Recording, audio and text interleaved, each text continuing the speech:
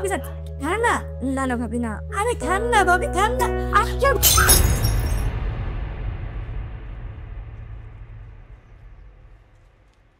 আশ্চর্য, আপনারা সবাইকে কি আমাকে চিড়িয়াখানার জন্তু বলে মনে হয়? তোমাদের মালিক রহমান ভাইকে গিয়ে বলবে খাবারে গুরুত্ব দিতে, খাবারের কোয়ালিটি ঠিক থাকবে এবং খাবার যেন কম না পড়ে।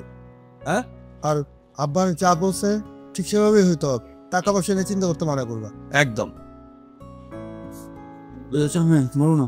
খেয়াল রাখবো সব। আমার না খুব খারাপ লাগছে, কোথায় একটু জ্বর এসেছে। কি বলছো তোমার জ্বর আসছে মানে? কি বলতেছো তুমি? আমাকে তো কি বলো বৌমা, কি হয়েছে?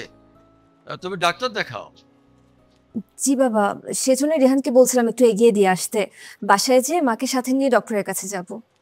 না না, আমাদের ফ্যামিলি ডাক্তার আছে না, তার কাছে যাবে তুমি, অন্য ডাক্তারের কাছে কেন যাবে?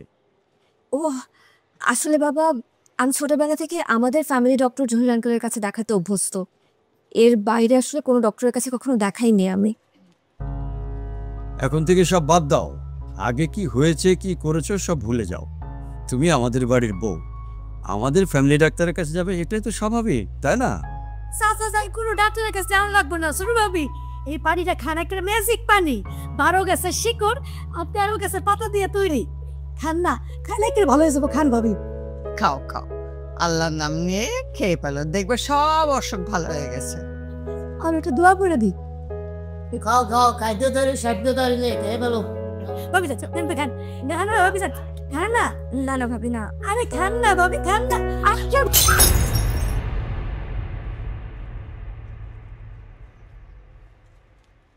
আশ্চর্য, আপনারা সবাইকে কি আমাকে চিড়িয়াখানার জন্তু বলে মনে হয়? রেহান, এগুলো কি ধরনের বিহেভিয়ার? এখানে আমার সাথে যা হচ্ছে তা একেবারে টলারেট করার মতো না। This is now too much.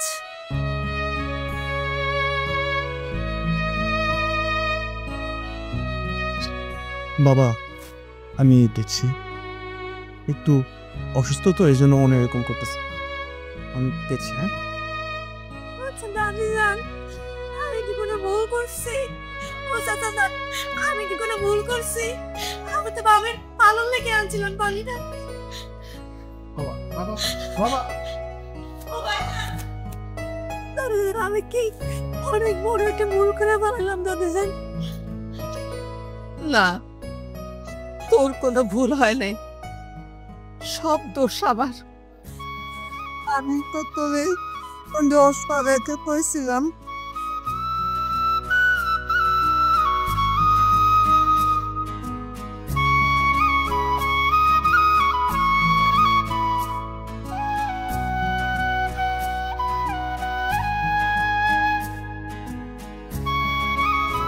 Julie,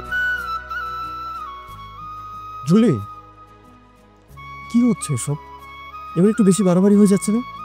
মোটেও না, বরং তোমার পরিবারের মানুষজন আমার সাথে যা করছে সেগুলো বাড়াবাড়ি। আচ্ছা ঠিক আছে, আমি বুঝলাম, তাই বলে তুমি বড় ভাই ভাবি মা বাবা দাদি সবার সামনে থেকে এভাবে চলে আসবে? তুমি আমার সাথে চলো, ওদিকে যে বসে সবার সাথে কথা বলে দেখবো তোমারও ভালো লাগতেছে। আসো।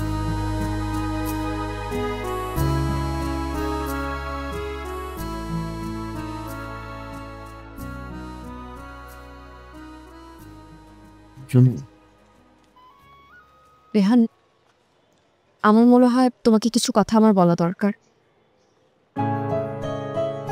তোমাদের বাসায় গেলে আমার দম বন্ধ হয়ে আসে, আমি নিঃশ্বাস নিতে পারি না।